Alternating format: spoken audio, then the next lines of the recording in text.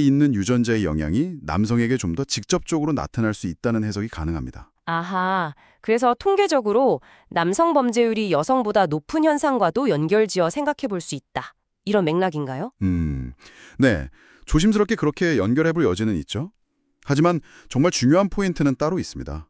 어떤 거죠? 유전자가 모든 걸 결정하는 건 절대 아니라는 겁니다. 이 논문에서도 모핏 같은 학자들의 연구를 인용하는데요.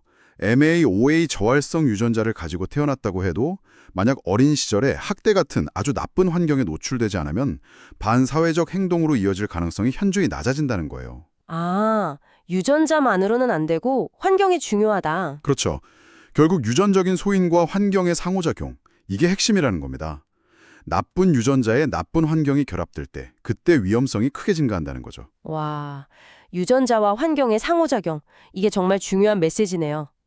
그럼 이런 논의들이 결국 도덕교육에는 어떤 시사점을 줄까요? 네, 그게 이 논문의 또 다른 핵심이죠.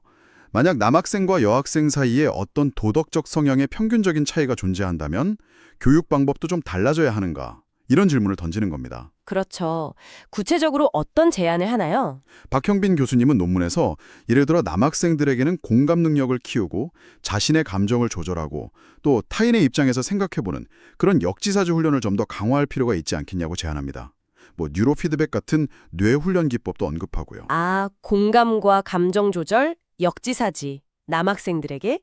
그럼 여학생들은요? 반대로 여학생들의 경우 관계를 중시하는 성향이 때로는 객관적인 공정성을 좀 해칠 수도 있으니 어떤 친밀도나 개인적인 관계에 좌우되지 않고 보편적인 원칙에 따라서 공정하게 판단하는 능력을 길러주는 훈련이 필요할 수 있다고 이야기합니다. 아, 관계 중심성이 자칫 공정성을 놓칠 수 있으니 그 부분을 보완해주자. 네, 맞습니다.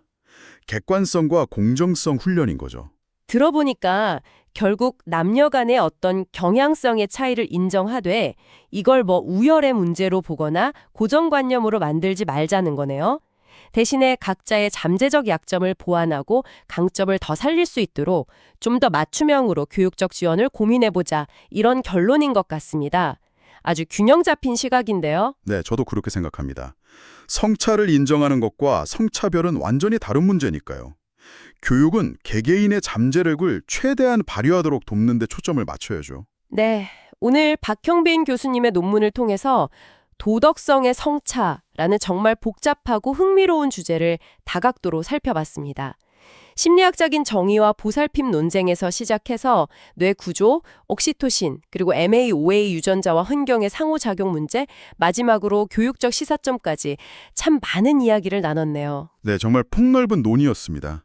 핵심은 이런 잠재적인 차이에 대한 이해가 결국 남학생이든 여학생이든 모두의 도덕적 성장을 돕기 위한 더 나은 교육적 접근의 시작점이 될 수 있다는 거겠죠? 맞습니다.